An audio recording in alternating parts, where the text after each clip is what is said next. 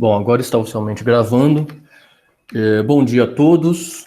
Muito obrigado pela presença de todos. Bem-vindos ao segundo seminário do projeto TQCBR. O seminário de hoje ele conta com a apresentação do professor Gastão Crem, do IFT da Unesp. O professor Gastão ele possui formação... Um instante que eu tenho aqui. Ele possui formação na Universidade Federal do Rio Grande do Sul e atualmente ele é pesquisador titular no IFT Unesp. E a apresentação dele hoje tem título Femtoscopy of the Origin of Most of Universe Visible Matter. Professor Gastão, você tem a palavra, fique à vontade. Ok, muito obrigado. Deixa eu dar só um pequeno aviso, um pedido. Quem tiver dúvidas durante a apresentação, se puder fazer a pergunta no final da apresentação, a gente agradece. E se quiser, pode escrever no chat também, que aí a gente lê ao final da apresentação, tudo bem? Professor, a palavra é tua. Ok, muito obrigado, então. Primeiro, obrigado pelo convite. E segundo, eu também queria parabenizar vocês aí por essa iniciativa, né? E acho que é muito bom de a gente não ficar completamente isolado, né? E a gente ter uma atividade. É um pouco precário, mas vamos tocando. Ok, então eu escolhi falar sobre esse assunto aqui porque é um negócio que eu terminei um trabalho semana passada e aí eu pensei que poderia ser interessante falar sobre isto aqui, certo? Sobre femtoscopia. Então, o que eu pretendo falar? Primeiro, eu quero dizer de que se trata, né? E a motivação para fazer um trabalho disso e não fazer outra coisa. Então, vou explicar como é que a gente hoje entende, ou acha que entende, a origem da massa dos hadrons. E aí eu vou falar como é que a gente quer acessar isso, né, que é através do espalhamento do quarcônio com o próton ou o nêutron, né? Próton e nêutron são coletivamente chamados de núcleo, os constituintes do núcleo atômico. Aí eu vou me focar especificamente num quarcônio, que é o tal de J-psi núcleo.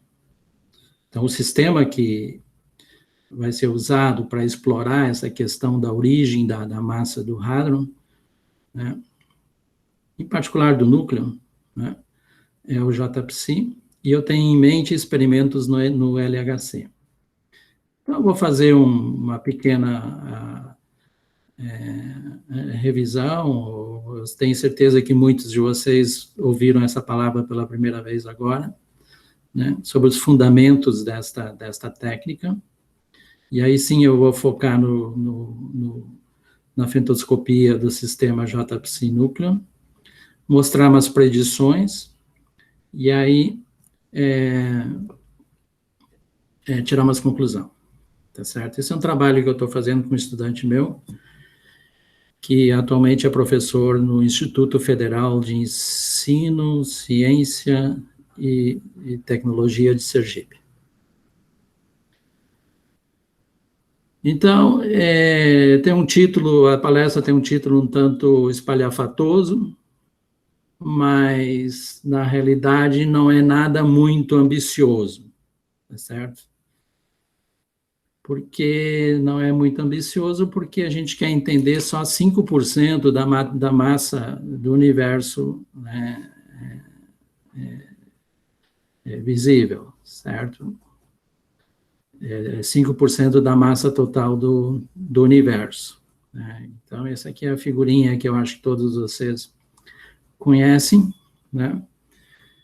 Quer dizer, ao invés de eu ficar focando na maior parte da matéria, né, do universo, que é a matéria escura, a energia escura, eu vou focar nesse pequenininho aqui, tá certo? Que se refere à massa dos átomos, que na realidade está essencialmente, ela é toda ela dada pelo núcleo atômico, certo? Em termos de percentagem, né?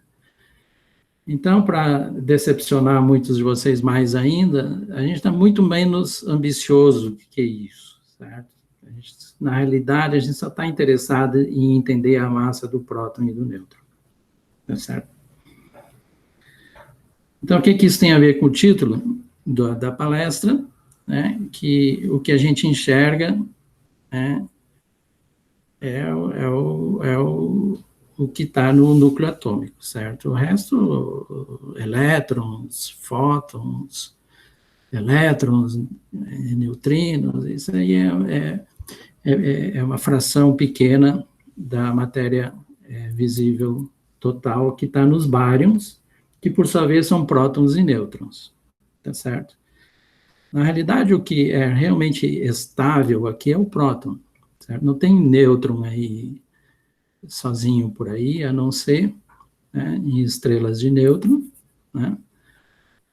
E agora, vagando pelo universo, não tem nêutron porque ele é instável, tem prótons, tá certo?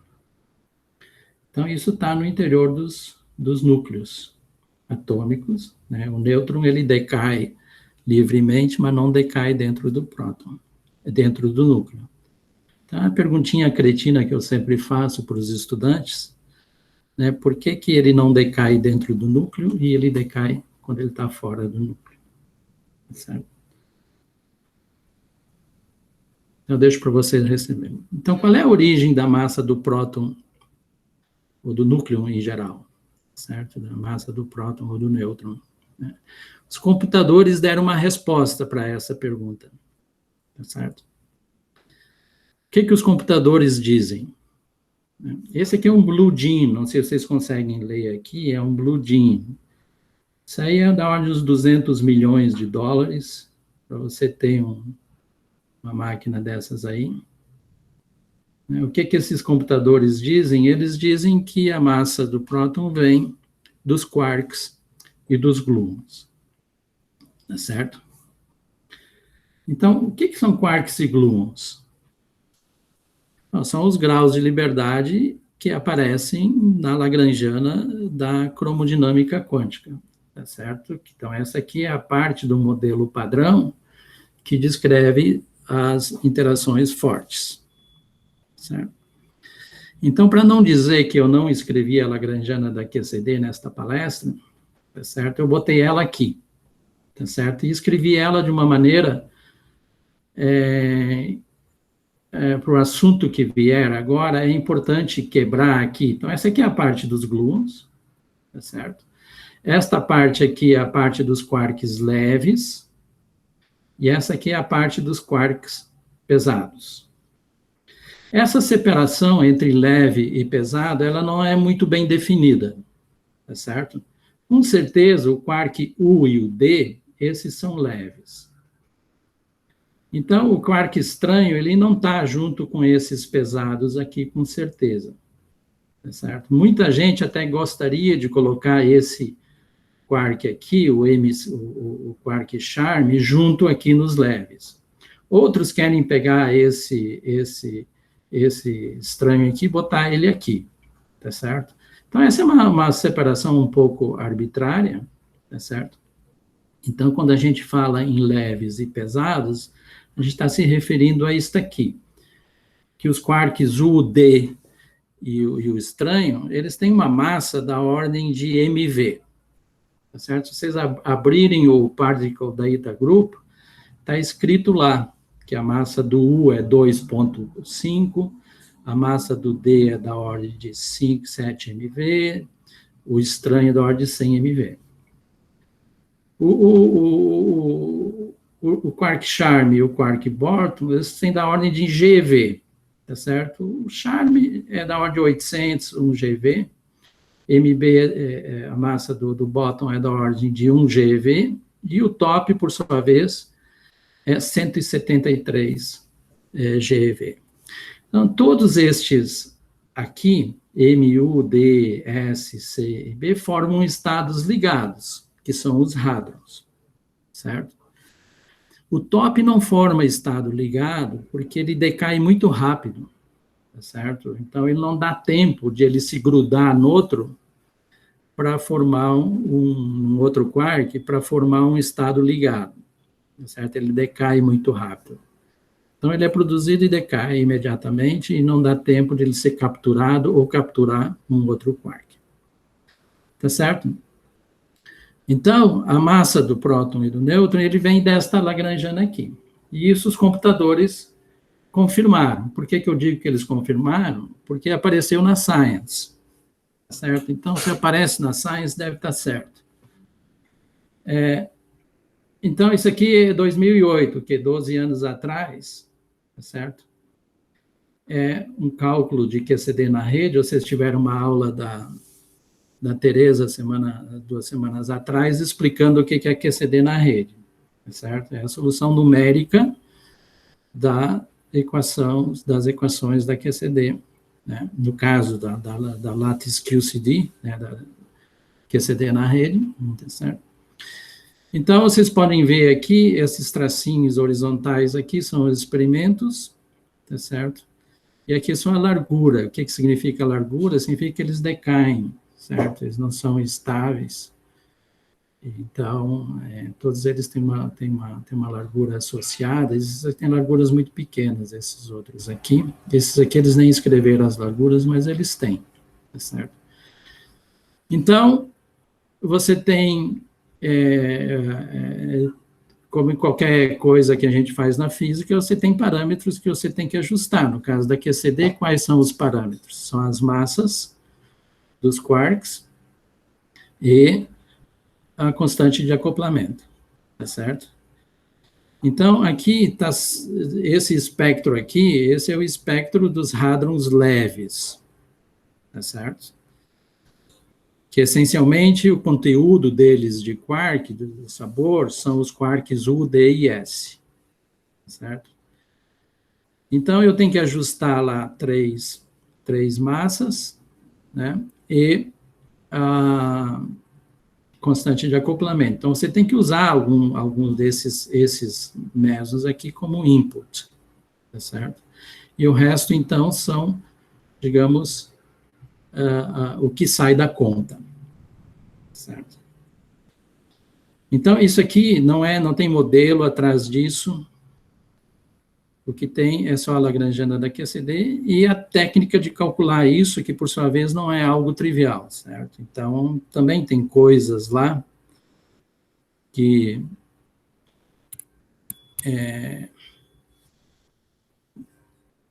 não quero dizer aproximações ou coisas assim, mas fazem parte da técnica da QCD na rede, né, do método. Isso aqui é uma outra science que foi 7 anos depois daquela, que ainda é mais impressionante, que isso aqui é o cálculo da diferença entre a massa do próton e do nêutron, né, é da ordem de 1,3 MV, certo? Então, essa diferença de massa, ela tem duas contribuições. Ela vem da massa dos quarks, que vem lá do mecanismo de Higgs, tem uma diferença entre a massa deles, tá certo? E o eletromagnetismo, certo? Isso está escrito aqui, QCD, QED, tá certo? Então, muitas dessas massas aqui são conhecidas, mas outras não. Então, essas aqui são predições, por exemplo, isso aqui é predição, isso aqui é predição, certo? Aqui já está também no setor de charme, estão vendo aqui? Esse aqui é o cascata CC, significa o quê? Esse é um bárion, né, são 3 quarks, tem 2 quarks pesados. Isso aqui é um limite teórico, Coleman-Glashow, tá certo? Muito bem, então isso aqui também saiu da lagrangiana QCD mais QED, certo? Isso aqui é um outro resultado que saiu da QCD na rede, que também deve ser verdade, certo? Saiu na Nature, então deve estar certo isso aqui também. Que é a carga fraca do nucleon, do próton, por exemplo, tá certo? Então, essa linha aqui o valor do PDG, certo? O valor experimental é dado por isso aqui. E isso aqui é a determinação, tá certo? Desta publicação em particular aqui. Então, vocês podem ver que o erro associado a este cálculo aqui é muito pequeno, tá certo? Comparado às outras. Isso aqui são outros, tudo isso aqui é látis QCD, tá certo? Mas sempre os erros eram muito grandes, e esse aqui conseguiram diminuir bastante o erro, tá certo? Muito bem. Como é que é calculada uma massa aí? A Tereza já explicou, mas só para refrescar a memória, tá certo? Como é que sai a massa, como é que um computador calcula esta massa, tá certo? Calcula através de funções de correlação, tá certo? O que você faz? Aqui tem um exemplo de um hadron, que é o pion, meson pi positivo, tá certo? Então, isso aqui é o que se chama de interpolating, o campo interpolador, certo? Ele é feito de um quark U e de um quark D, tá certo?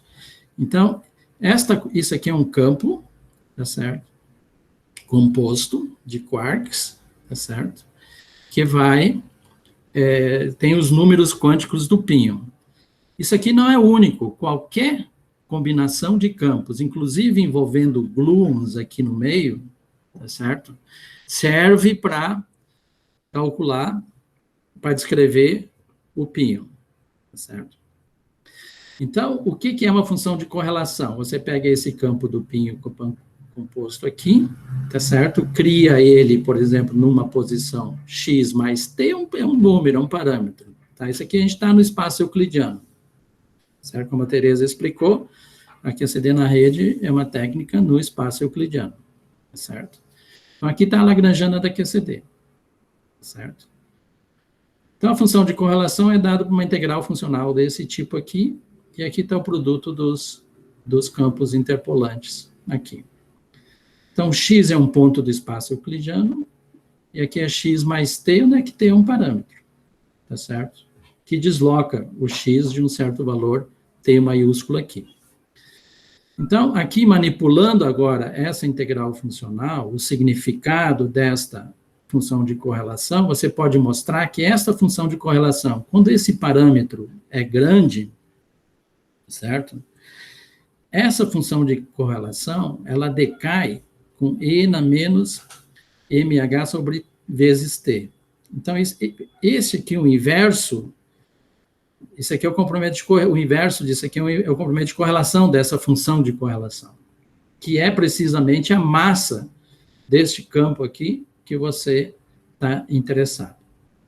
Tá certo? Então, o que o computador faz? Calcula essa integral funcional aqui. Certo? Calcula essa integral funcional aqui e pega esse t e manda ele para um valor bem grande. Tira o logaritmo disso aqui. Estou simplificando, certo? Estou simplificando a discussão, mas conceitualmente, essencialmente, é isso aqui. Você tira o logaritmo, divide por t, e você tem a massa do hadron, então. Tá certo? Então, assim é que saíram aquelas science lá e Nature, né? Isso aqui foi para a massa que eu mostrei, mas assim vale também para o GA, para aquela carga, e outras quantidades físicas, certo? Então, isso aqui são quantidades físicas, vocês estão vendo aqui que não entra a questão de gate, eu não preciso fixar o gate na QCD na rede, porque qualquer duplicidade de graus de liberdade no numerador cancela com a duplicidade ou a multiplicidade de cópias, né, que são relacionadas entre si por uma transformação de gauge, ela cancela nesta razão aqui, tá certo? Então, é assim que a gente tem a confiança de que a QCD é a teoria correta das interações fortes, tá certo? Porque ela consegue nos descrever uma quantidade física mais básica, uma das mais básicas, que é a massa das partículas. No caso da interação forte, tá certo? O problema é que a gente não fica satisfeito, por exemplo, alguns de nós não ficam satisfeitos com essa resposta dada pelos computadores. A gente quer saber mais, né? Então, eu peguei aqui Sempre é importante a gente... Importante não, sempre é mais chique a gente usar uma quotation, né? De alguém importante. Então, aqui eu escolhi do Wilczek, tá certo? Como é que exatamente aquela lagrangiana produz esses números, tá certo? Nós estamos muito satisfeitos que a gente não tá perdendo tempo com uma lagrangiana errada, tá certo? Aparentemente, aquela lagrangiana é a correta para descrever a interação forte, tá certo? Não tem nenhum dado experimental que contradiza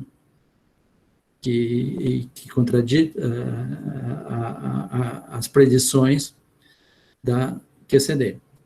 O diabo é que a gente não entende exatamente como é que... A gente entende processos de muito altas energias, porque a gente sabe fazer cálculos, né? A gente usa teoria de perturbação, e então dá para entender o que está acontecendo se eu estou calculando lá uma função de estrutura ou coisa assim. Mas mesmo assim, tem coisas que eu tenho que botar lá, tá certo? Que são de origem, que a gente diz, não perturbativa. Certo? Assim como a massa do átomo de hidrogênio não pode ser calculada em teoria de perturbação, nenhum estado ligado sai de teoria de perturbação, então, da QCD, obviamente, é a mesma coisa, certo? Você não vai calcular a massa de um hadron, um estado ligado, usando teoria de perturbação. Tem métodos não perturbativos, e por isso que a gente precisa da QCD na rede, porque é o único método, digamos, de primeiro princípio, né? Controlável, a gente sabe calcular os erros, a gente sabe os erros que a gente está cometendo, se a gente confessa, né, quais os erros a gente está fazendo. Então, é muito satisfatório que a gente não está perdendo tempo com uma lagrangiana furada, certo? Agora, aqui eu estou com um problema aqui que me foi solicitado, né, que o seminário fosse assistido para estudantes de pós-graduação e talvez no final de graduação, tá certo? Eu não tenho problema nenhum com isso aqui, né? Eu fico até satisfeito que tenha, espero que tenha, estudantes de pós-graduação e final de graduação assistindo. Vocês não estão assistindo agora, eventualmente um que outro vai assistir, tá certo? Então, eu não tenho problema nenhum com isso aqui, ao contrário, eu fico satisfeito que eu possa falar alguma coisa que eles vão entender. Agora, tem um preço a ser pago aqui, né? Que é mais ou menos o problema que eu tive quando eu tentei ensinar física para minhas filhas vinham fazer perguntas sobre física para mim, eu tentava dar lá desde o fundamento, né, não, vocês têm que entender de onde sai isso aqui, não só como resolver. Eu não quero saber, eu quero saber a resposta disso aqui, e não quero enrolação.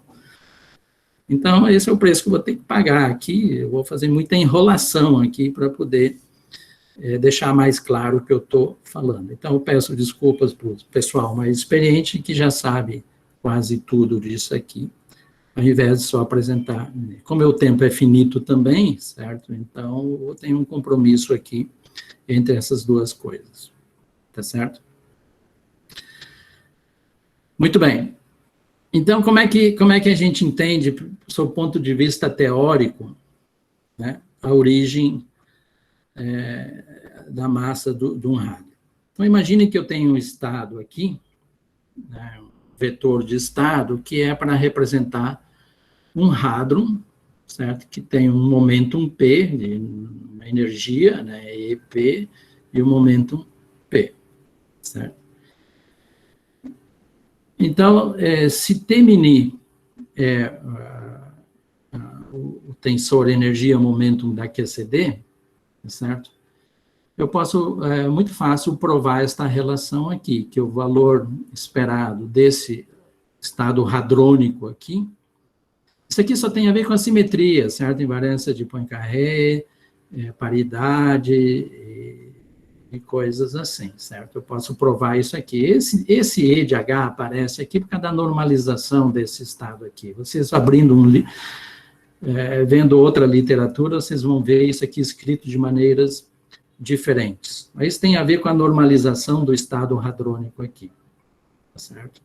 Então, a normalização que eu estou escolhendo aqui é tal que, se eu pegar o mu igual a zero e o nu igual a zero, isso aqui é T00. T00 aqui vai me dar a energia, tá certo? Que é P0, a energia ao quadrado, dividido pela energia, isso dá energia. Então, é a normalização para dar isso aqui, certo? Então, eu tenho este resultado aqui. Se eu tomar o traço agora, tomar o traço desta relação aqui, aqui eu vou ter o P quadrado. Então, o P quadrado é a massa do hadron, tá certo? Dividido por aquilo lá, tá certo? Se por outro lado, o hadron está em repouso, tá certo? Então, a energia é igual à massa. Então, a massa do hadron vem do traço do tensor energia-momento. Isso é um jeito de explicar, né? Eu poderia muito bem ter pegado o hamiltoniano aqui, tá certo? Mas aí o hamiltoniano começa a complicar, começa a ter problemas. Mas como é que você define o hamiltoniano? Como é que você está numa teoria de gauge e toda a complicação? Eu não estou passando por isso. Eu venho direto aqui, uso só coisa completamente genérico. Aqui não tem absolutamente nada sobre QCD, a não ser as invariâncias da QCD, tá certo? Que deve respeitar a invariância Poincare, paridade e outras coisas aqui, tá certo? Então, isso aqui é perfeitamente válido, em princípio, para qualquer teoria, tá certo? Que tem essas mesmas simetrias. Então, a massa do hadron é dado pelo traço do tensor energia e momento no estado do hadron. Agora, aqui pode ter um problema, tá certo? Pode ter um problema com isso aqui. Que problema é este? Tá certo? Quer dizer, em princípio, a gente podia ficar contente com isso aqui e sair a calcular isso aqui. Mas vamos adiante um pouquinho aqui, né? Agora vem aquela questão lá do início que eu separei a lagrangiana da QCD em duas partes, numa parte leve e numa parte pesada, tá certo? Referente aos quarks. Então, eu vou tomar a massa dos quarks leves igual a zero. Isso aí eu estou fazendo teoria aqui, certo? Então, eu posso fazer isso para eu tentar entender alguma coisa aqui. Então, eu vou tomar a massa dos leves igual a zero e as dos pesados infinita. Então, se eu tenho lá uma massa infinita, ela não vai contribuir, certo? Porque eu preciso de energia infinita para excitar qualquer uma dessas flutuações que vão ter na hora de calcular aquela integral funcional lá, tá certo? As flutuações quânticas que eu tenho que incluir lá naquela exponencial lá são absolutamente iguais a zero, porque essa massa aqui é infinita e não vai contribuir. Então, essa parte da lagrangiana é igual a zero, tá certo? Eu posso esquecer, então é como se elas não existissem, tá certo? Então, o que acontece? Se vocês estão com a lagrangiana da QCD na cabeça, né? Se eu botar o M-Light igual a zero, botar a massa igual a zero, não tem nenhum outro parâmetro lá naquela lagrangiana que tenha dimensão, a não ser os campos, tá certo? Não tem nenhum parâmetro lá que eu tenho que fitar de um dado experimental. O G é adimensional em 4 dimensões, tá certo?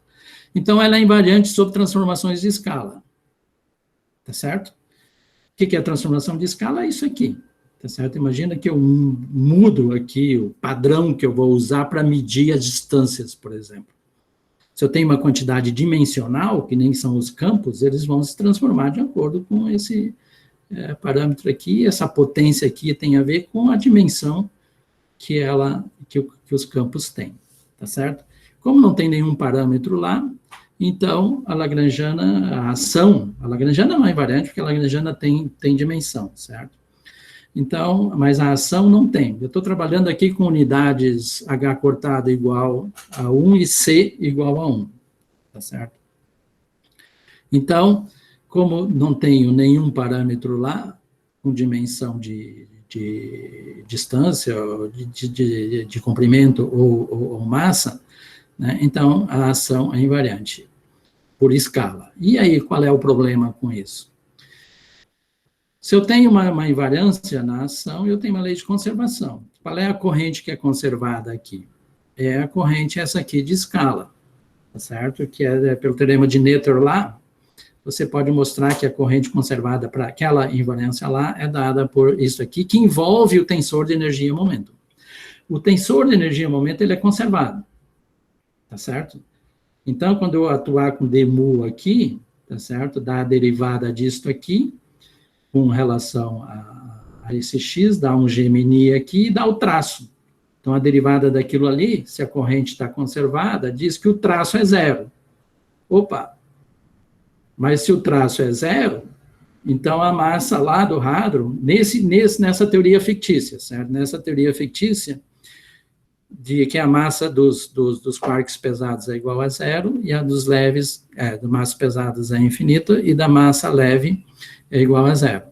Então, está dizendo que a massa do hadron seria zero para essa teoria aqui. Tá certo?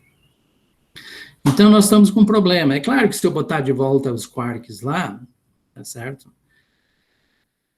Para o próton, tá certo? A gente ainda espera que a contribuição do Charme e do Bottom sejam pequenas, muito pequenas. Tá certo? Vai ficar mais claro em uma ou duas transparências o que eu quero dizer com isso. Tá certo? E os quarks leves são leves. 2 MeV, 5 MeV. Se eu pego 3 desses quarks, isso vai me dar 20, 30 MeV. E a massa do próton é 1 GeV. Tá certo? Então, botar os quarks lá não me ajuda. Tá certo? Não me ajuda a explicar esta diferença brutal entre a massa que eu observo e que viria através desta T-mini. Tá certo? O que está errado aqui? O que está... Nesta conta aqui não tem nada errado. O que está errado aqui é a análise clássica do problema, tá certo? O que é invariante, todas essas contas que eu fiz aí, que eu mostrei, que são todas triviais, certo? Não tem nada problemático ali. Foi tudo física clássica aqui, tá certo? A ação quântica, ela não é invariante de escala. Por quê? Onde é que está esta informação? Porque a Lagrangiana é a mesma, tá certo? Uma aparece dentro da integral funcional e a outra está lá fora, quando eu faço equações de Euler-Lagrange, ou seja lá o que for, tá certo? Então, como é que tem aí de especial quando eu saio da física clássica e vou para a física quântica? Na teoria quântica de campos, é um problema porque aparecem divergências ultravioletas, tá certo? Então, para a teoria fazer sentido, eu tenho que regularizar. No caso da QCD na rede, quem é que regulariza? O que é? É a rede, é o tamanho finito, tá certo? Sobre o qual eu discretizo meus campos. Então, naturalmente, eu tenho um cutoff lá, um cutoff ultravioleta, que me regulariza a teoria, tá certo? Independente de qual é a regularização que eu uso, posso usar a regulação da QCD na rede, eu posso usar a regularização cutoff, regularização dimensional. Eu sempre tenho que introduzir um parâmetro com dimensão de massa, ou de comprimento, seja lá como vocês quiserem. Tá certo?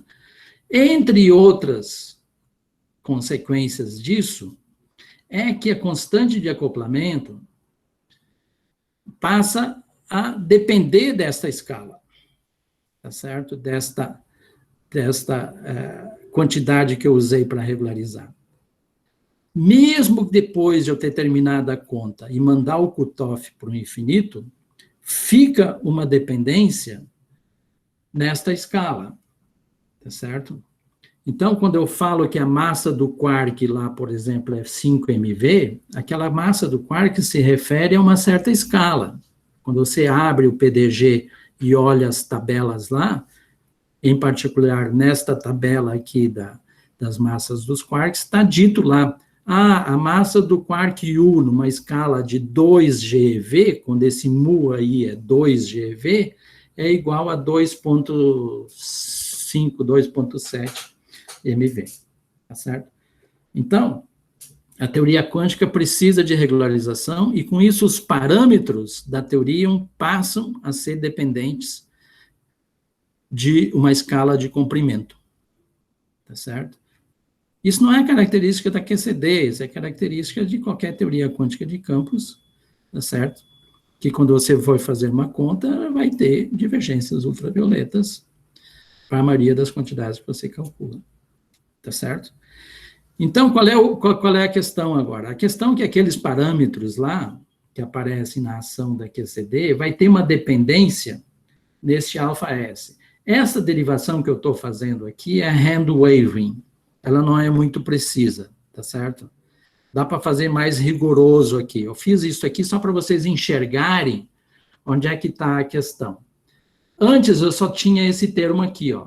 E isso aqui era uma constante, esse αS aqui, a constante de acoplamento, que é G² sobre 4π, ela era uma constante. Quando eu fazia a variação aqui, isso aqui é invariante, se isso aqui é uma constante, que não depende do lambda, certo? Esse delta se refere a variações no lambda, tá aqui, delta lambda, tá certo? Isso aqui dá zero, essa variação aqui dá zero. Agora não, agora, apesar desta parte aqui continuar dando zero, esta aqui não dá zero.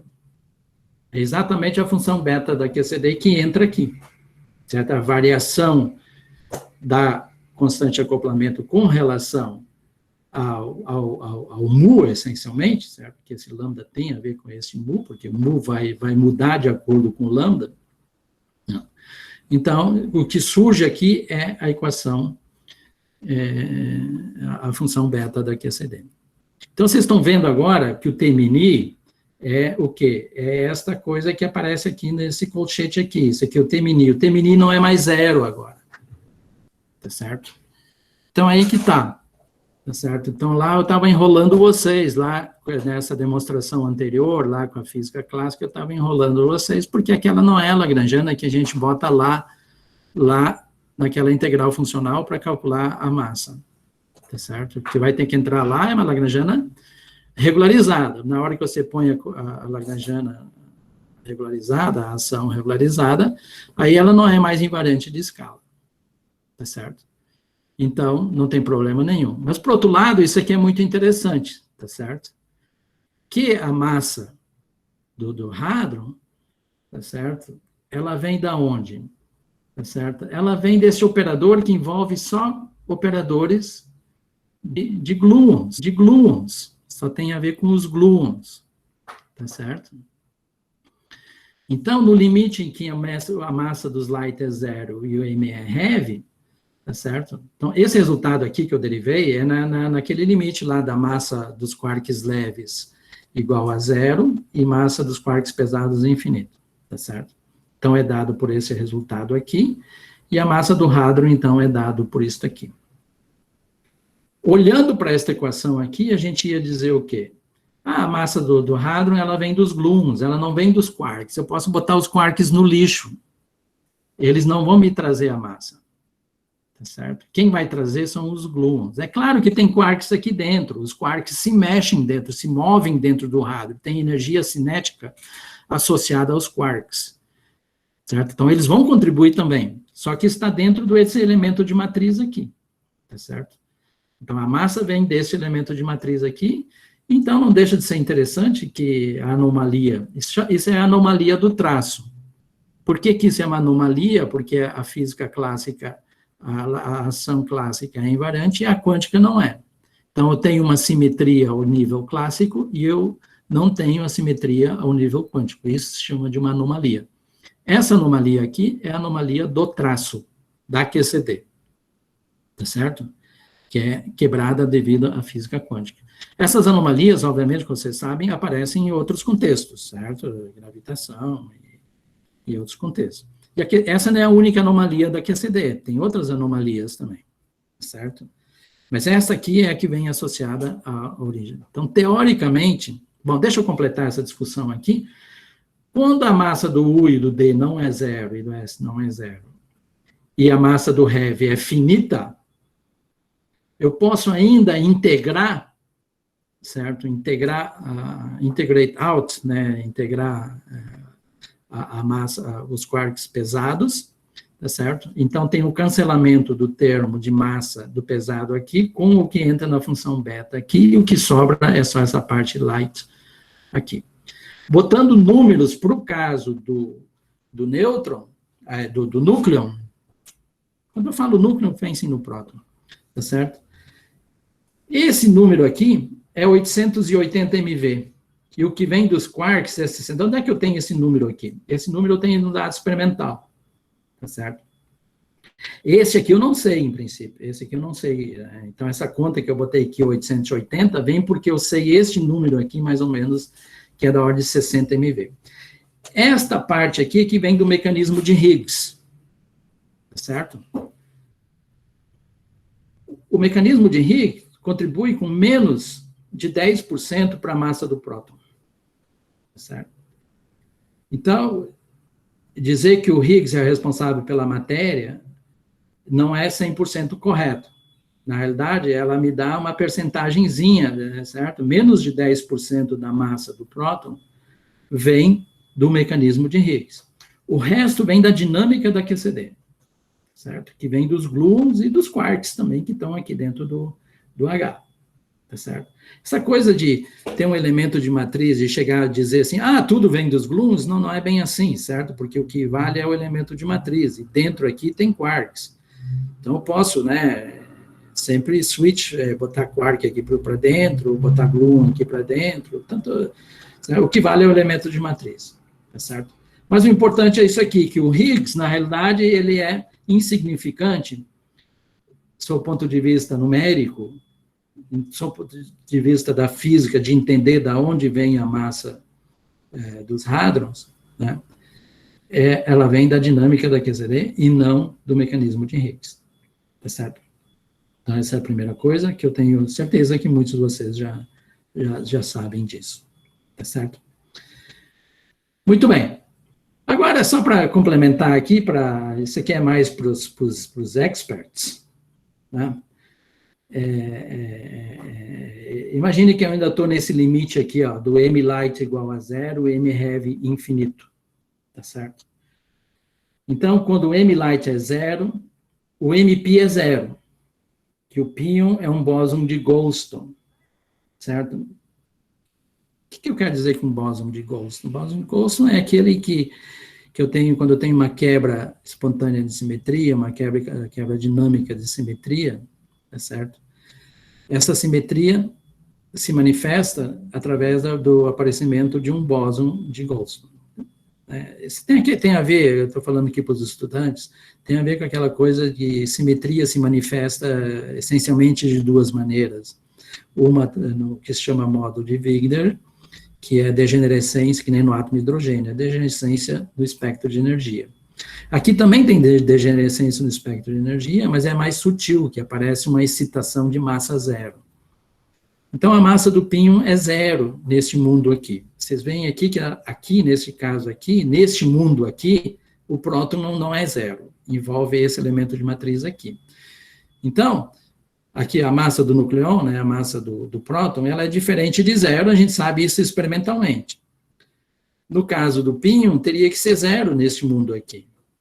Tá certo? Mas o elemento de matriz aqui, no fundo, é o mesmo operador aqui. Então, tem uma coisa muito especial que acontece aqui dentro do píon, tá certo? Para que isso aqui seja zero nesse mundo aqui. Se a massa light não é zero, se isso aqui não é zero, o número da massa do píon não é zero, é 140 MeV. 140 MeV é um número muito pequeno para a escala hadrônica, certo? Então, esse era o grande enigma lá dos anos 60, 70. As pessoas, né, eu não era nascido ainda na época, as pessoas estavam se perguntando por que o píon é tão mais leve que nem que os outros hadrons. Sabiam que o meson pi interage fortemente, então tinha que ser da família da interação forte. Então, a explicação veio com Nambu, que acabou ganhando o prêmio Nobel já no fim da vida dele, tá certo? Que é exatamente esse mecanismo da quebra espontânea, da quebra dinâmica da simetria, certo? Então, aqui também tem um que alguns gostam de chamar de um conundrum, né, de como explicar isso aqui na QCD, certo? E todo esse pessoal aqui que trabalha em Dyson Schwinger e outros approaches querem entender exatamente como é que se realiza essa quebra. Olha, a simetria que estou falando aqui é uma simetria emergente, que é a simetria quiral, tá certo? Ela existe nesse limite aqui, que é a simetria de quarks are right and left, que só existe nesse limite aqui, certo? Mas ela é aproximada no mundo real, tá certo? Então, ao invés de ser 0, aqui seria 140, que é um número muito pequeno, e a gente entende isso através do mecanismo. Então, o π, na verdade, é um pseudo-bóson de Goldstone, tá certo? Então, isso aqui está em aberto, não tem a ver com o meu seminário, mas só que chamar atenção, por exemplo, o que é um dos interesses centrais hoje, além do confinamento, é entender, por exemplo, como é que isso aqui acontece, tá certo? E o seminário de hoje tem a ver com esse elemento de matriz aqui, como é que eu tenho acesso a ele experimental, tá certo? Então, agora que vem a questão central do meu seminário, né, que é ter informação experimental desse elemento de matriz aqui. Deixa eu voltar aqui atrás, para você ser chato. Isso aqui, ó. Isso aqui eu tenho informação experimental. Esse aqui eu chamo sigma term, para quem já se defrontou com isso aqui, tá certo? Esse tem espalhamento de π1 nucleon e coisa, você extrai esse número aqui, tá certo? Ele não é bem 100% conhecido, tá certo? O problema é este aqui, tá certo? Nós temos que entender esse número aqui, certo? Como é que ele... Primeiro, eu tenho que confirmar experimentalmente que esse número aqui é esses 880 MV. Depois, eu tenho modelos, eu tenho contas que são feitas, tá certo? E, claramente, cada um tem as suas preferências, certo? Então, nós temos que checar esse número, tá certo? Então, o juiz supremo, em geral, é a experiência, tá certo? No meu instituto, as pessoas às vezes se esquecem que a física é mais uma ciência experimental, tá certo? Então, por exemplo, para os estudantes é importante também saber que a física, eventualmente, certo, tem que ser checada experimentalmente, tá certo? Apesar de uns caras aí já terem declarado que o que vale numa teoria é a sua beleza, sua estética, sua coisa, estão se lixando para experimento, tá certo? Tem uns reacionários ainda, né?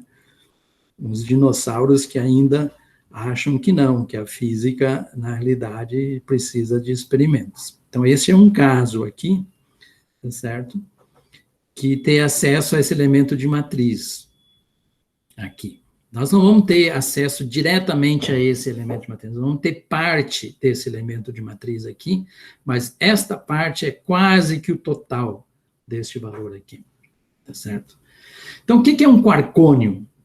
Quarcônios são esses hadrons aqui, eles não têm sabor, tá certo?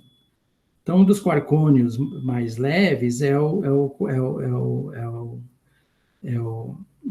estranho. Tem também o barra, D barra, que é um eta, tá certo? Não é um eta C, mas é um eta usual, tá certo? Então, eles não têm sabor, são flavorless, tá certo?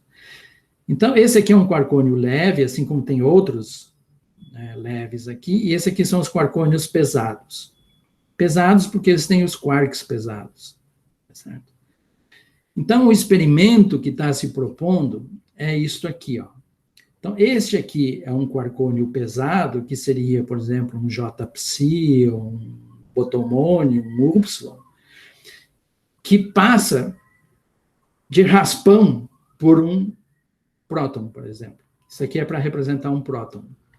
E isso aqui é para representar um JPC, por exemplo, ou um desses outros aqui.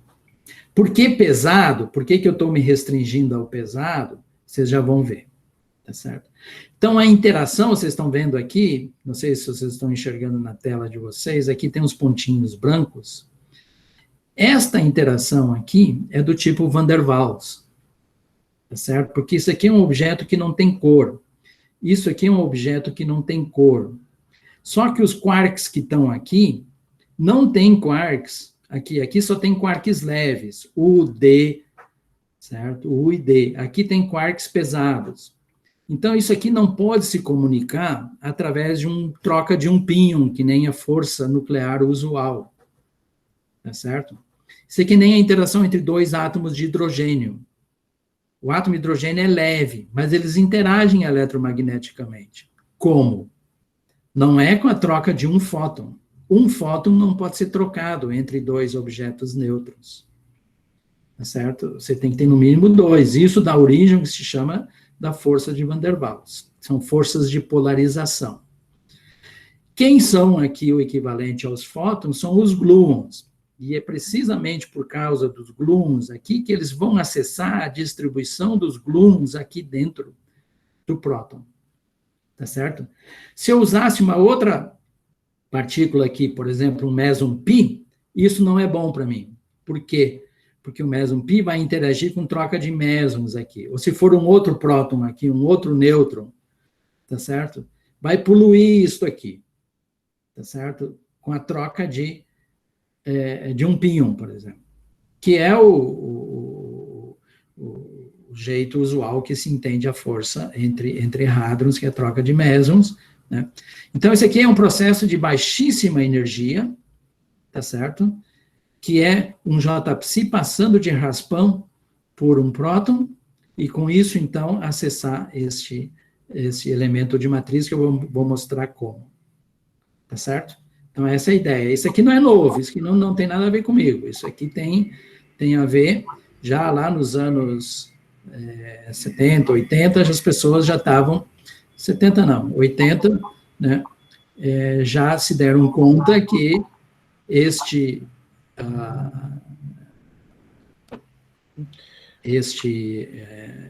processo aqui serve para isso. Tá certo? Posso fazer uma pergunta rápida? Sim. No large N, esse processo é suprimido de ordem 1, ou para mim, raiz quadrada de N, né? Eu não sei. O leading ordem em N é a força de Van der Waals. Porque eu vou mostrar aqui na próxima página. Entendi. Tá certo? Então, como é que se entende isso, né? Eu já estou, assim, um pouco atrasado, tá certo? Então, como é que a gente estuda, tem a ver com a pergunta do Giorgio aí? Eu acho que foi o Giorgio que fez a pergunta, não foi? Como é que a gente analisa isso? Bom, o heavy quarkonium é um objeto pequeno, certo? Aquela figura lá está muito exagerada, essa aqui. Esse tamanho aqui é muito menor, né, que aquele lá. Mais ou menos, depende do quarkonium pesado que eu estou falando. Então, ele é um objeto pequeno de raio RQ. Ele interage através dos gluons, certo? Os gluons que vão interagir com os quarks leves dentro do próton. Como o momento relativo é baixo, né, eu estou me restringindo ao momento baixo, e esses comprimentos de onda do gluon é da ordem do raio do próton, certo? Da raio do nucleão. Então, são comprimentos, são os gluons soft, tá certo? Então, o RQ sendo muito menor que o raio do nucleão, para vocês terem uma ideia, o raio do nucleão é da ordem de 1,8 Fermi, e o raio do quarkonium é da ordem de 0,3 Fermi.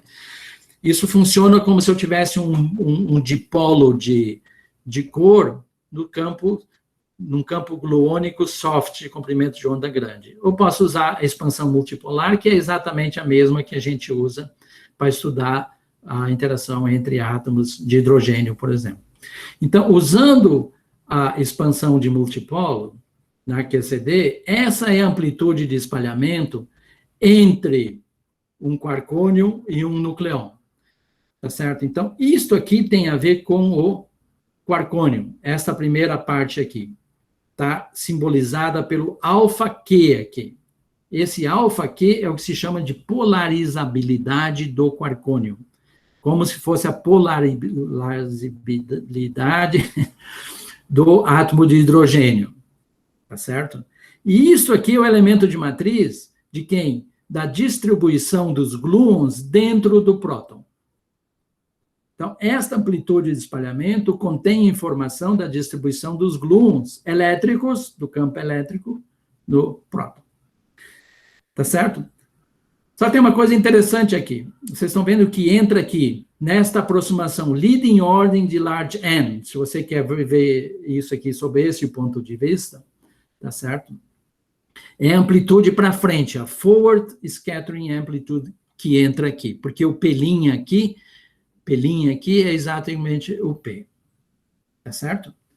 Então, aqui é que está a base daquilo que eu estava falando. Se eu tiver um jeito de fazer um experimento em que eu tenho um quarcônio passando de raspão por um núcleo, tá certo? Eu tenho acesso, em princípio, idealmente, a este elemento de matriz aqui, tá certo?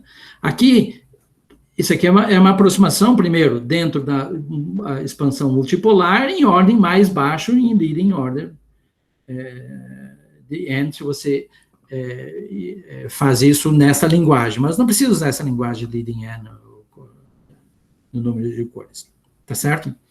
Muito bem. Então, qual é a relação entre a massa do próton mesmo e esse elemento de matriz aqui? É que é uma desigualdade, que é quase que saturada para o caso do próton, tá certo? Então, isso aqui, né, é a diferença de quadrados que é dada pela massa do nucleon, então, tá certo? Então, esse número aqui, tá certo? Ele tem que ser menor que aquele lá, porque esse aqui é um quadrado também, tá certo? Então, campos magnéticos, em geral, eles são suprimidos. Eles vêm do spin, certo? O spin sempre vem com o inverso da massa, tá certo? Então, campos magnéticos, em geral, são suprimidos. Por isso que essa desigualdade é praticamente saturada. Então, fazendo esse experimento, eu tenho acesso a esse elemento de matriz aqui, e aí eu posso checar meu modelo, meu cálculo, e tentar entender a distribuição do gluon dentro do nucleon, tá certo? Que experimento está sendo proposto aqui? É fentoscopia, tá certo? E fentoscopia aonde? No LHC, tá certo? Eu vou acelerar um pouquinho aqui agora, porque eu acho que a base da coisa eu já dei. Eu vou falar um pouco sobre fentoscopia, mas é muito rápido também, tá certo? Eu não vou enrolar vocês muito mais tempo não, mas eu vou precisar de mais uns 15 minutos. Então, eu vou me deter no JPSI-nucleon, que é um dos quarcônios pesados. Por quê? Porque a razão de produção dele e ele é relativamente alta e é fácil de detectar através do decaimento leptônico, tá certo? Então, ele é relativamente fácil de detectar, que não é o caso do eta-C, que ele decai muito rápido, certo? Decai pela interação forte e não decai por interação fraca, então é mais difícil. E mais, eu conheço já alguma coisa sobre essa interação a partir da QCD na rede e modelos fenomenológicos. O que a rede nos diz? Que a interação JPSI-N é atrativa e não muito forte, tá certo? O problema é que a QCD na rede, pelo menos até o momento, para este problema aqui, usa o que se chama configurações quenched, né, que não tem os quarks, não tem flutuações de quarks nas configurações de campo, tá certo? Ou eles usam quarks muito pesados, tá certo? Então, eles precisam de extrapolação. E um jeito de extrapolar resultados de QCD na rede para o limite físico é usar uma teoria quântica de campos efetiva, uma effective field theory, né? No caso aqui, nós fizemos isso, certo? Um trabalho recente que eu fiz com o Jaume Castellan, de Barcelona, em que a gente calculou, pegou dados da rede e extrapolou para massas físicas dos quarks, tá certo? Que, através lá da equivalente a falar sobre extrapolação para a massa física do píon, tá certo? Então, eu tenho informação a partir da rede, tá certo? E tenho informação de modelos fenomenológicos também, tá certo? Um deles é simplesmente um poço quadrado, que é muito simples, mas é muito significativo, para dar muito insight, tá certo? E o outro é um modelo mais sofisticado, certo? Que tem a ver com Chiral Solid Model e usa a expansão multipolar da QCD também. Então, eu tenho informação sobre a interação, não estou completamente no escuro, tá certo? A partir de primeiros princípios, tá certo? Porque a QCD na rede é de primeiros princípios, uma teoria quântica de campos efetiva também pode-se dizer que não é um modelo, tá certo? Ela usa todas as simetrias da tua teoria fundamental e usa o que se chama power counting e tudo isso, então, isso também não é um modelo. Então, de posse disso, eu sei alguma coisa sobre a interação. E aí, por outro lado, eu tenho modelos também que muitas vezes são inspirados nesses tipos de extrapolações. Tá certo? Então, o importante aqui é o seguinte, ó. Então, essa teoria de campos efetiva é chamada Quarkonian Nucleon Effective Field Theory. Tá certo? Então, para que ela serve? Eu pego os dados da rede e extrapolo para massa física. E com isso, eu tenho informações sobre a interação a baixíssimas energias, que é meu interesse, através de dois parâmetros aqui, que vocês devem lembrar da mecânica quântica de vocês, que é o comprimento de espalhamento e o effective range, e o alcance efetivo. Tá certo? E tem uma interação de Van der Waals, que para R grande é dado por isto aqui. Então, a interação de Van der Waals cai com menos 2 vezes a massa do píon. Por que a massa do píon aparece na interação Van der Waals? Por causa disso aqui, ó. O quarkônio interage com o nucleão através de gluons. Os gluons, eles hadronizam. E o estado hadrônico mais leve que os gluons podem hadronizar é o píon. Só que não pode ser um píon, como eu falei para vocês. Então, o estado hadrônico mais leve que 2 gluons podem hadronizar são 2 píons. Por isso que o alcance da força de Van der Waals é E na menos 2 vezes MP. Tá certo? 2 vezes MP, isso dá um alcance, né, 1 sobre 2 MP, dá um alcance de 0,7 Fermi. Então, isso é muito, muito curto. Então, a distância é short, a força é relativamente short range. Tá certo? Por quê? Porque não tem o One Pion Exchange, que dá na ordem de 1,5, 2 Fermis. Então, isso aqui foi que eu aprendi da QCD na rede, e para os especialistas, esses são os números importantes. O quanto confiáveis são esses números dependem dos números da QCD na rede. No momento em que eles tiverem dados mais precisos, esses erros aqui podem ser diminuídos. Então, aqui, só para ter uma ideia, esses aqui são os dados da rede, vocês estão vendo? São meio ruidosos aqui. Essa curva em azul aqui é a interação de Van der Waals. Tá certo? Então, ela é válida, certo? Porque é uma teoria efetiva que tem seu limite de validade. Então, aqui dá para ver que o limite de validade é mais ou menos 0,5 Fermis. Tá certo? E que passa bem no meio dos dados da QCD na rede aqui. Tá certo? Então, isso é só uma ilustração, certo? Para mostrar para vocês isso. E os modelos é o nosso velho poço quadrado, tá certo? E o outro é um modelo um pouco mais... esse modelo aqui não foi eu que fiz, tá certo? Isso aqui eu peguei aqui, um aqui do ano passado, que é esse poço quadrado aqui, e o outro aqui é de 2 anos atrás, né? Que é usado para estudar essa fenomenologia desses novos hadrons chamados XYZ, tá certo? Que envolve charme e esse tipo de coisa que a gente não entende bem como é que eles são formados na QCD, tá certo? Mas eles servem para descrever a interação entre um quarkônio e um JPSI e um nucleon, por exemplo. Vocês veem que os dois são parametrizados em termos da polarizabilidade do quarcônio, tá certo? Então, essencialmente, eu só tenho um parâmetro aqui, desconhecido, porque esse aqui é o tamanho do poço quadrado, que é o tamanho do próton. Todo mundo sabe que a massa do tamanho do próton é da ordem de 1, não tem muito o que mexer aqui, tá certo? Então, isso aqui, a massa do nucleon aqui é conhecida, quer dizer, o poço quadrado foi feito tal que, resolvendo a equação de Schrödinger para esse potencial aqui, obtém a massa do núcleo, tá certo?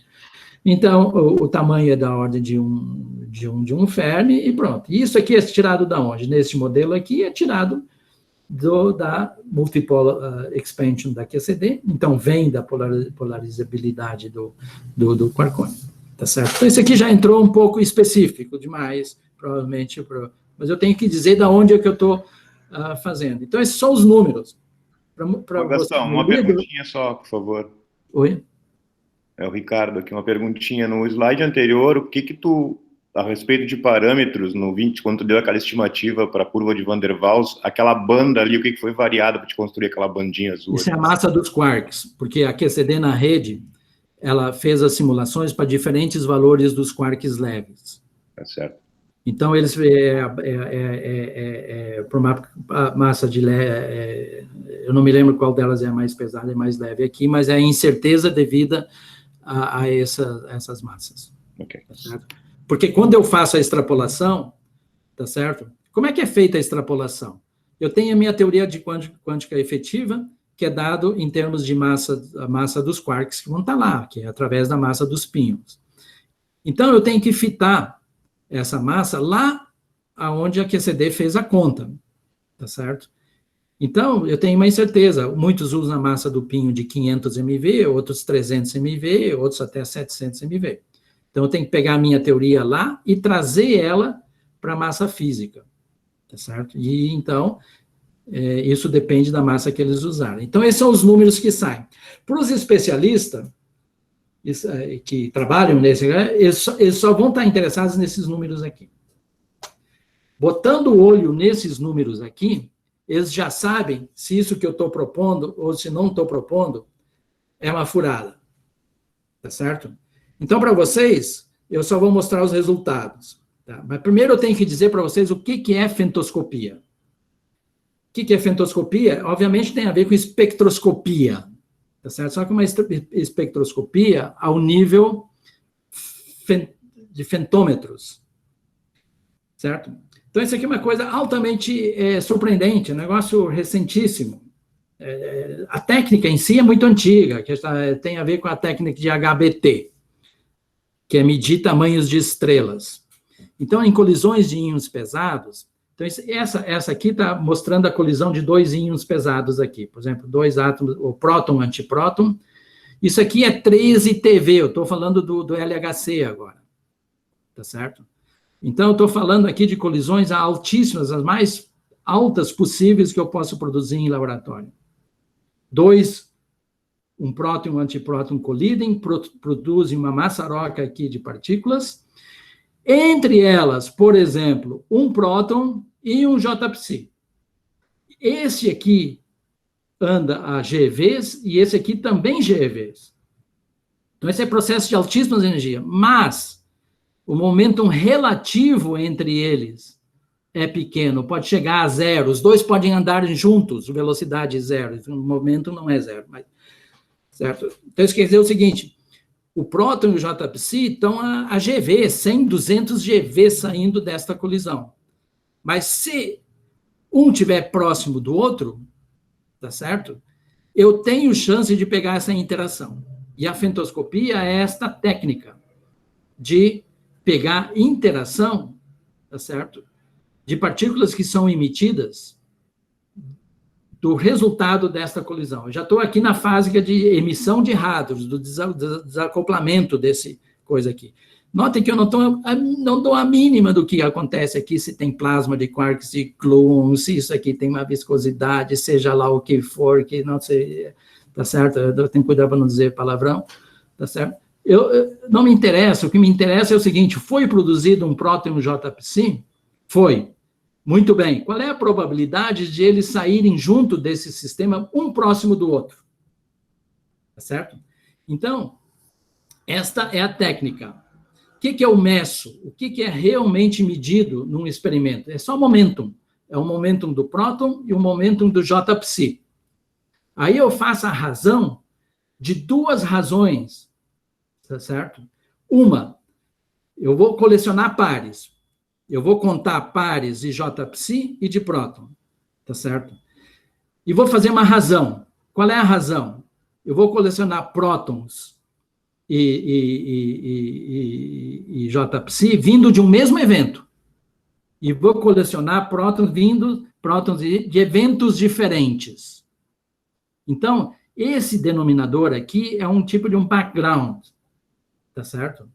Então, esses aqui são eventos completamente independentes. Eu detetei um próton de um evento, um nêutron e um J-psi de outro evento, tá certo? Este A não, este A ele vem do mesmo evento, tá certo? Se o próton e o J-psi não tem correlação nenhuma, um não sente o outro, esta razão aqui é 1. Tá certo? É como se viessem de eventos independentes. É porque eles têm uma interação entre eles que o processo não é independente. Tá certo? E esta razão, então, vai me dar informação sobre essa interação.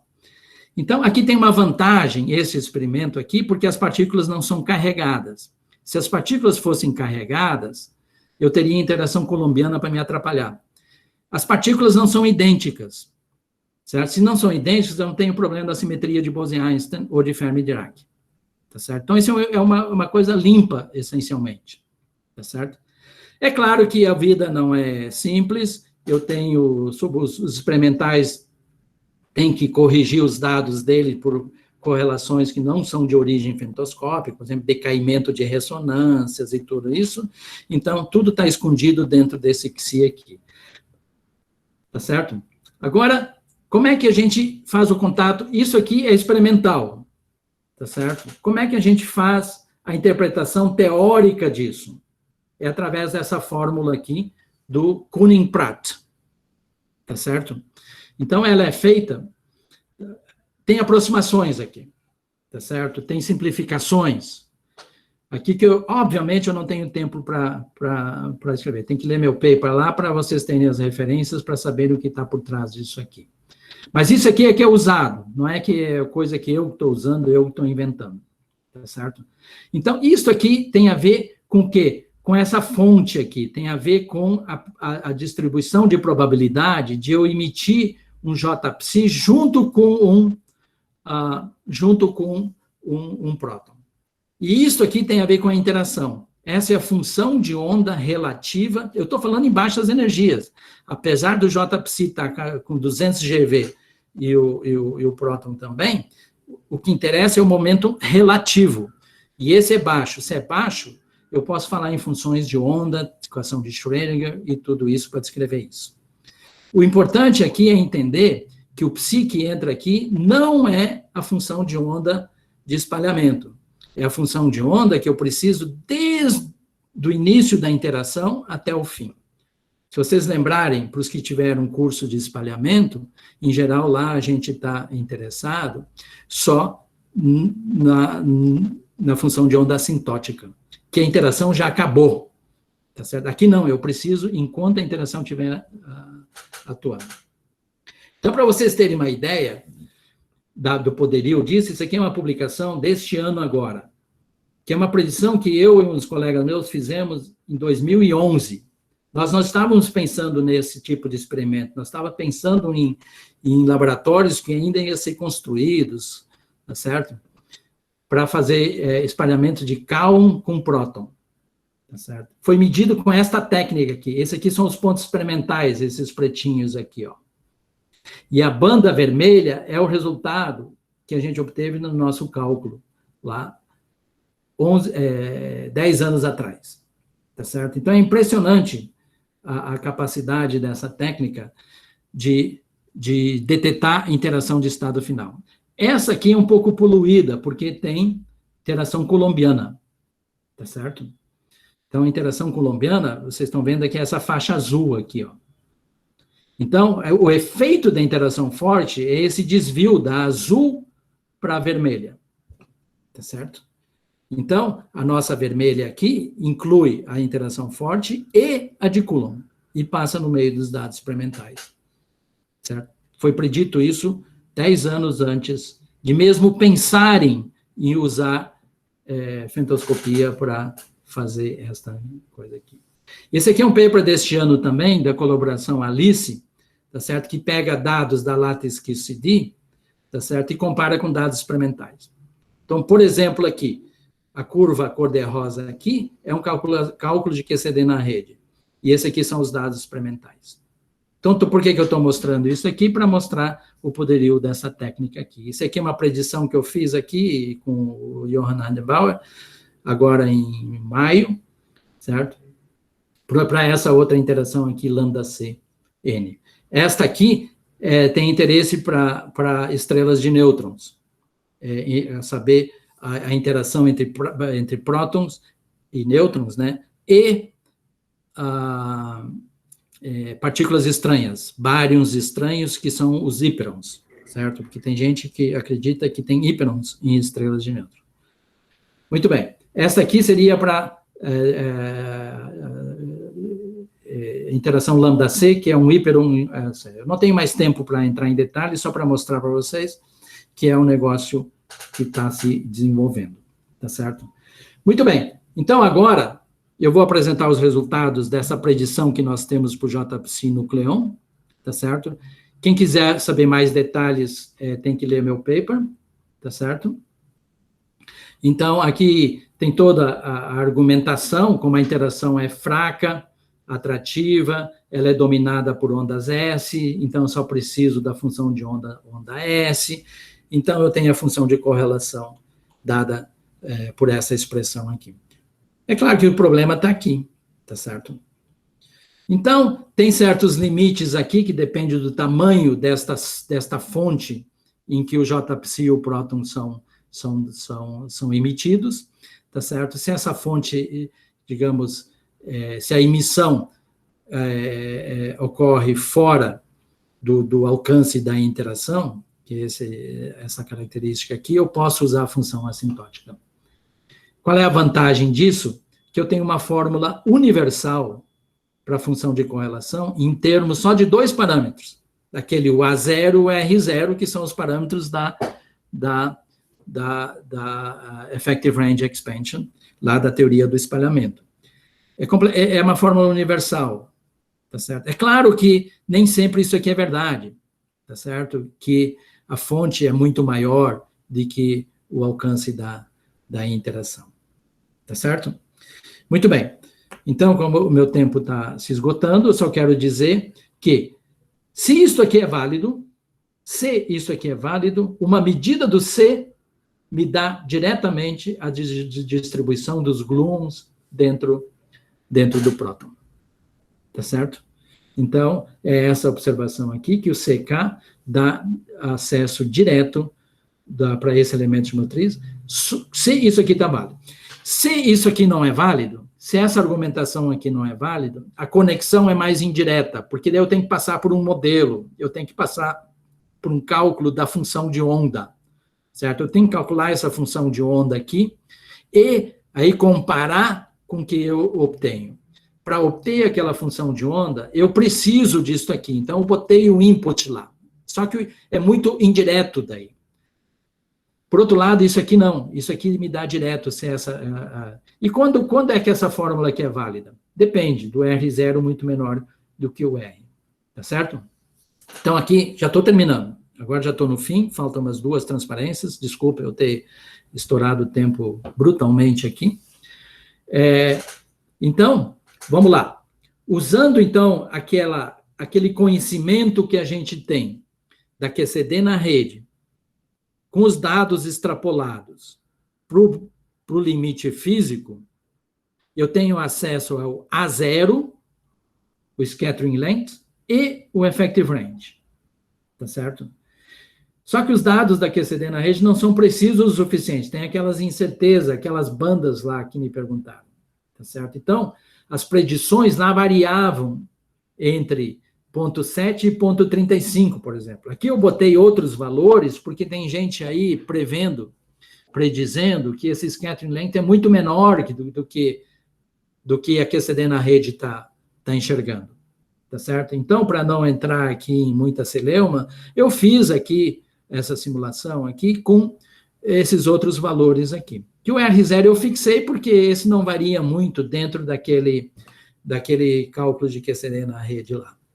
Esse R maiúsculo é o tamanho da fonte, que é adequado, por exemplo, para espalhamento próton-próton. Esse aqui seria adequado para espalhamento, por exemplo, de 3 Fermis, certo? É o espalhamento de 2 íons pesados, ou então um próton e um íon pesado. Então, o importante aqui é isto aqui, ó. É este valor aqui, ó. Lembram que 1, se a função de correlação é 1, significa o quê? Que não tem correlação. Se a interação é tão fraquinha, que eu não vou enxergar. O experimental aqui vai botar barras de erro, certo? Porque eles nunca vão calcular com precisão absoluta. Tem erros, barras de erro. Então, se, por sua vez, a interação for muito fraquinha, então A0 pequenininho significa interação muito fraquinha. Se a interação é muito fraquinha, o experimental não vai enxergar. Tá certo? Então, essa técnica aqui não vai ser útil se esta interação aqui é muito fraca. Por outro lado, se o experimental vem e me mostra uma curva que é quase igual a 1, que é a função de correlação quarcônio, o J-psi nucleon é quase 1, me mostra que a interação é muito fraca. Já é uma informação importante. Tá certo? Agora, se a gente tiver sorte, tá certo? Se a gente tiver sorte, a interação é um pouco mais forte, que nem a QCD na rede está dizendo, então a correlação é forte. 2GV, tá vendo aqui? É 2. Isso aqui claramente dá para enxergar no dado experimental. Tá certo? Isso aqui é para uma fonte maior, e vocês veem que a correlação é menor. Então, quanto maior é a fonte, o que significa isso? Significa que o próton e o J-psi foram emitidos com distâncias relativamente grandes. Então, a interação é mais fraca. A probabilidade de um próton e um nêutron se passarem raspando o outro diminui se a fonte é grande. Tá certo? Então, por isso que a correlação é menor também. Tá certo? Ok, isso aqui foi da QCD na rede. Então, essas são as nossas predições, baseado na QCD na rede com a extrapolação da nossa teoria efetiva. Tá certo? Agora, usando lá os modelos, esses modelos não são bobos não, viu? Esses modelos, eles descrevem muita coisa. Eles descrevem muita dessa física dos XYZ, tá certo? De alguns deles, certo? Entre eles o pentaquark. Muito bem. Então, aqui agora, eu estou usando a função de onda completa. Aqui eu estava a aproximação. Isto aqui envolveu aquela fórmula, independente do modelo, envolveu a fórmula de Lenitsky-Lifshitz aqui, tá certo? Que é universal. Aqui não. Agora eu resolvi uma equação de espalhamento, mesmo, usei a função de onda completa, dada por aqueles modelos, e recalculei. O resultado não é diferente. Vocês estão vendo aqui? É da ordem de 2 se a polarizabilidade for grande. Então, a interação depende crucialmente da polarizabilidade do quarcônio, que é uma quantidade não bem conhecida experimentalmente. Tá certo? Então, essa é a questão. Deixa eu fazer a conclusão, porque eu já estourei o tempo. Então, o que o seminário tratou? Tratou de uma questão fundamental, aberta na física, que é a origem da massa do próton. Não é o mecanismo de Higgs, tá certo? Então, se alguma coisa serviu esse seminário, para quem já não sabia que o Higgs é irrelevante para a massa do próton em termos numéricos, tá certo? Pelo menos serviu para alguma coisa. Agora, tem que ficar claro que eu não estou dizendo que o mecanismo de Higgs é irrelevante. Não, ao contrário. Ele me dá a massa do quark U e do quark D. E é extremamente importante que a massa do D é mais pesada que a massa do U, senão nós não existiríamos. Tá certo? Não existiria vida se o MU fosse igual a MD. Tá certo? Então, o Higgs é importante, não é isso que eu estou dizendo. Só estou dizendo que ele é irrelevante para a massa do próton, para a quantidade, certo? Ela não vem do mecanismo de Higgs. Então, o que eu fiz no seminário? Eu expliquei como é que a QCD explica. Explica no sentido teórico, né? Vem da onde? Vem da anomalia do traço, tá certo? Vem da quebra, né, aproximada, porque isso não é exato, certo? A QCD não é uma teoria conforme. Apesar de pessoas aí andarem usando holografia e coisas assim, ok, vamos deixar isso de lado. A QCD não é uma teoria conforme. Aliás, é um exemplo de uma teoria não conforme. E como é que ela vem? Vem dessa simetria, dessa quebra da simetria conforme aproximada, se a gente pudesse dizer isso. Aí eu falei que o elemento de matriz crucial que eu estou atrás dele, certo? Eu posso obter ele da fentoscopia, tá certo? Então, essa proposta aqui é original, certo? Ninguém falou nisso aqui antes, tá certo? Então, isso vem dentro da onda daqueles outros lá que as pessoas se deram conta que o LHC é um novo laboratório agora para a gente acessar a interação entre hadrons, que de outro jeito é impossível, não tem como fazer acelerador, por exemplo, a gente acelerar um JPSI para coisa assim, tá certo? É claro que o LHC não foi construído para fazer esse tipo de experimento. Acontece que o LHC foi construído para achar coisa que não estão achando, tá certo? Então, pelo menos tem uma coisa útil o LHC, tá certo, para QCD. Ele não foi construído para QCD, tá certo? Mas a QCD está usando ele. Então, qual é a conclusão do nosso trabalho? A conclusão é o seguinte, ok, essa técnica pode ser útil se a interação for razoavelmente forte. E a interação, no fundo, ela está parametrizada pela polarizabilidade do quarkônio, tá certo? Quais são as coisas que estão em aberto? Esse meu cálculo aqui, tá certo? Não tem erro, mas é claro que eu construí ele em cima de suposições, certo? Uma delas, para relacionar diretamente a função de correlação com o elemento de matriz, é o modelo LL, do Lenitke-Libushitz. Estava por trás também a expansão multipolar da QCD. Isso é uma aproximação, tá certo? Ela é provavelmente muito boa quando eu vou falar botomônio e coisa assim, mas é boa para o JPSI? Pode não ser, certo? Eu também usei dados da Lattice QCD, tá certo? Que, por enquanto, ainda tem muito erro, tá certo? Quando essas coisas melhorarem, obviamente que eu vou poder fazer predições mais seguras.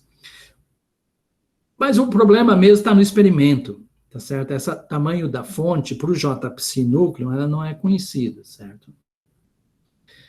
Correlações não fentoscópicas, isso é um problema experimental, certo? Por exemplo, decaimentos de ressonância, esse tipo de coisa. Resolução de momento, tudo. Mas esse não é meu problema, esse é o problema experimental. É claro que o experimental pode dizer para mim o seguinte, olha, você é um cara muito, muito naive, tá certo? Você não vai conseguir esse processo lá no LHC, por causa disso, blá, blá, blá, blá, blá. Bom, independente disso, tá certo? Eu tenho uma expectativa otimista, apesar com uma certa cautela. Qual é a cautela? Principalmente porque dá dado experimental, tá certo? Se os experimentais realmente, para o caso já, eles já provaram que para os outros eles são capazes de extrair, né? Uma informação que eu teria que esperar provavelmente mais 20 anos para ter ela, tá certo? Então, era isso que eu tinha. Desculpa por eu ter furado tanto tempo assim, mas eu acho que os culpados são os organizadores também, porque eles pediram para eu fazer para os estudantes entenderem, espero que eu não tenha falhado. Obrigado. Se tiverem perguntas... Bom, muito obrigado, Gastão.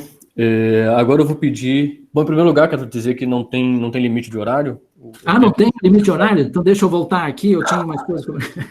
Se precisar, fica à vontade. Não, brincadeira. Eu vou pedir agora para todo mundo abrir o microfone para a gente aplaudir o palestrante, por favor.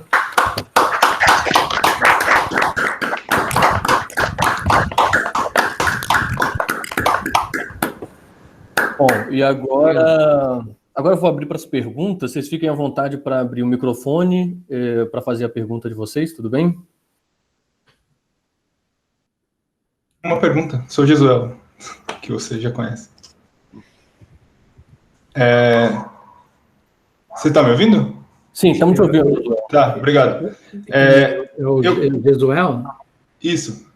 Jesuel, estou te devendo um seminário, certo? Depois a gente negocia. Eu perdi, eu acho que você explicou, mas eu perdi. Por que você não poderia usar, por exemplo, um P0 para fazer esse tipo de predição? Tem que ser o JPSI. Você falou alguma coisa de a troca de pions que aconteceria? Uma das razões é a expansão multipolar, tá certo? Que eu consigo fatorizar aquele elemento de matriz numa parte que é a distribuição de gluons dentro do próton e uma coisa que é a polarizabilidade do JPSI. Para fazer isso para o pinho, a análise teórica desse negócio aqui é impossível. A expansão multipolar não se aplica por causa do pinho. Tem que ter quarks pesados. Tá certo? Então, os quarks têm que ser pesados para quê? Para que seja um estado ligado pequeno, tá certo? Que ele se comporte que nem um dipolo.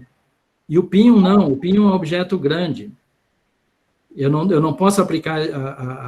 Então, a análise teórica dele é muito complicada. Tá certo? Então, ele não vai me dar acesso direto, assim como este aqui, o espalhamento pion, próton, não pode ser fatorizado daquele jeito que me dá o elemento de matriz que eu estou interessado para a origem da massa do próton. Certo?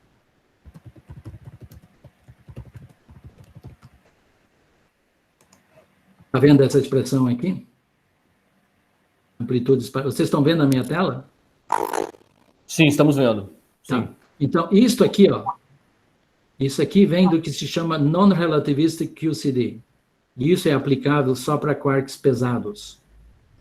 O pinho, eu não posso escrever isso aqui. Isso aqui tá. Então, isso aqui, essa fatorização não vai acontecer. Então, eu não tenho acesso ao elemento de matriz aqui. Josuel, alguma coisa aconteceu com o seu microfone que não está dando para ouvir absolutamente nada. Pelo menos eu. Melhorou? Melhorou, Josuel. Tá.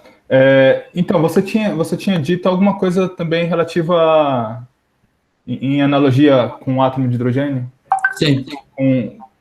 Com você ter que ter uma troca de 2 gluons. O mínimo. Então, mas em princípio... São gluons soft, certo? Não são gluons hard. Não é aquele gluon que você... não é que nem um gluon perturbativo, certo? Então, na realidade, é um negócio coletivo, é um negócio... É como se fosse uma onda mesmo, não são 2 gluons hard. Sim, mas a interação dominante entre um P0 e um nucleon seria desse tipo também? Tem essa componente que não é dominante. Aí, o que envolve, aí seria também troca de outros mesons, tá certo? Por quê? Porque os quarks que estão dentro do pinho também estão dentro do nucleon, tá certo? Então, eles podem trocar você pode ter quark interchange e tudo isso mais. O pinho é um negócio meio extremo, porque ele é um bóson de Goldstone, é um estado super ligado também, tá certo? Mas ele tem quarks leve dentro dele. Então, eu posso ter troca também de mesons, não é um meson, tá certo? Então, também uma interação desse tipo, ela é fraquinha, mas o diabo é que eu não consigo fatorizar, não consigo fatorar a minha interação em termos desse elemento de matriz aí que eu estou atrás. Essa é a razão básica, né? Isso aqui eu não consigo escrever para o pinho nucleão. Mas vai ter esse rabo aí de E na menos 2 MP, provavelmente, né? Tá, obrigado. Bom, obrigado, Josué, pela pergunta, obrigado, professor Gastão, pela resposta. Agora, acho que o Giorgio, ele comentou que tem alguma pergunta a ser feita, ele comentou no chat. Giorgio, fica à vontade. Obrigado. Não, só para... se lembro bem, a fórmula de Kunin-Pratt é quando um sistema perfeitamente clássico emite um sistema que é perfeitamente quântico. É assim que, claramente, aqui também é uma idealização. Um sistema incoerente emite uma função redonda completamente coerente. Sim. Na teoria efetiva, operator product, ou uma coisa assim, existe uma medida sobre quanto boa essa aproximação para o... São duas coisas aqui, Giorgio. Uma coisa é que entra no psi aqui. Então, o OPI e tudo isso se refere ao psi. Sim, que é quantístico, perfeitamente. Quântico, né? E isso aqui, em princípio, também é quântico, certo? Mas para chegar nisso aqui, tem suposições por trás. É incoerente. Entre elas, ser incoerente. Você está vendo que a fonte aqui é estática, tá certo? Que é uma aproximação adicional, né? Mas, surpreendentemente, tá certo? Aparentemente, pelo menos para esses processos aqui, isso se realiza, tá certo? Então, a fórmula de Kunin-Pratt, ela não é só usada aqui para estudar isso aqui, é para estudar também tamanho da fonte em si, né? Porque o pessoal que faz HBT e estuda coisas não estão muito interessados, isso aqui é cosquinha para eles, isso aqui em geral é desprezado, eles não estão interessados na interação forte, eles querem saber o tamanho da fonte e esse tipo de coisa. Saber se tem flow, não tem flow. Então, a aproximação de uma fonte gaussiana é outra aproximação, certo? Foi usada uma gaussiana aqui. Essa aqui. Essa aqui é, obviamente, uma aproximação. Sim, claro. Então, tem várias aproximações aqui que, aparentemente... Não, o fato que é estática, coisas assim, eu acho que até você pode covariantizar que não vai ser estática. O ponto é que você está emitindo objetos fortemente acoplados com a QCD de um sistema que é fortemente acoplado da QCD. Eu não sei se você pode dividir assim um sistema na parte coerente, perfeitamente coerente, e na parte perfeitamente incoerente. Acho que isso é relacionado a que você disse sobre o fato que a interação entre as duas partículas é fraca, os quarks são pesados, etc. Intuitivamente entendo porque isso pode funcionar. Mas para isso que estou perguntando se existe uma degree of coherence que você pode ser quantificada um pouco. Isso tem lá na linguagem do seu amigo Mike Lissa e companhia, o que eles chamam de região de homogeneidade. Sim. Certo? Que para estas partículas aqui, próton, Cal, lambda, parece ser verdade, que isso acontece assim. Entendi. Certo? E a interação aqui não é muito fraca, não. Vocês estão vendo correlações aqui da ordem de 7. E eu fico feliz se a minha correlação é da ordem de 2. Tá certo? É claro que aqui tem muito a ver com a interação coulombiana, porque isso aqui tem a força coulombiana aqui. Tá certo? Então, o Coulomb domina completamente a função de correlação, e a gente está interessado no desvio do Coulomb, que é pequeno, é muito fraco. Tá certo?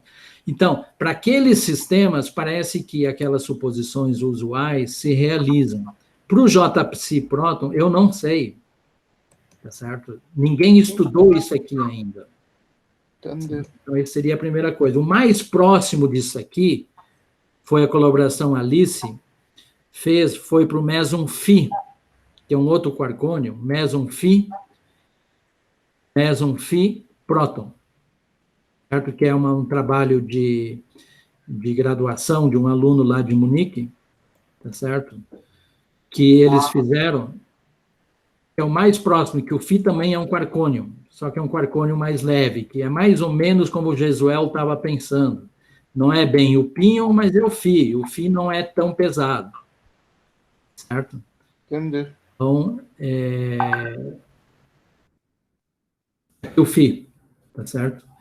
Então, já tem medidas, quer dizer, isso aqui tudo já aconteceu, certo?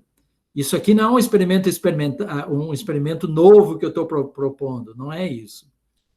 Os dados já existem, já estão lá bom, não é mais em tapes, né? Tá na nuvem, tá certo? Então, os dados já existem, uma questão de analisá-los, tá certo? Então, não estou propondo que precisa gastar mais 1 milhão de euros para fazer esse experimento, não, eles já existem, só tem que pagar o estudante para fazer a análise do dado que já existe, tá certo? Então, para o Phi, eles acabaram de fazer, tá certo? Usando a mesma coisa, usando exatamente o mesmo tamanho de fonte, usando as Kuning-Pratt e coisas assim. Só que o Phi a gente não conhece absolutamente nada, não tem QCD na rede, não tem modelo, tem 1 ou 2 modelos fenomenológicos que dá para comparar, e pronto, está se tornando completamente no escuro. Entendi, obrigado. Sim, claro. Muito obrigado, Jorge, pela pergunta. Gastão, obrigado pela resposta, muito clara. Mais alguém para pergunta, por favor? Fiquem à vontade. Se não tiver microfone, pode escrever.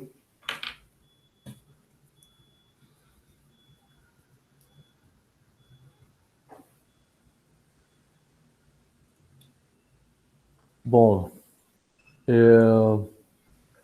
não havendo mais perguntas, então... Não havendo mais perguntas, a gente vamos agradecer mais uma vez ao professor. Vamos abrir o microfone e aplaudir o professor mais uma vez.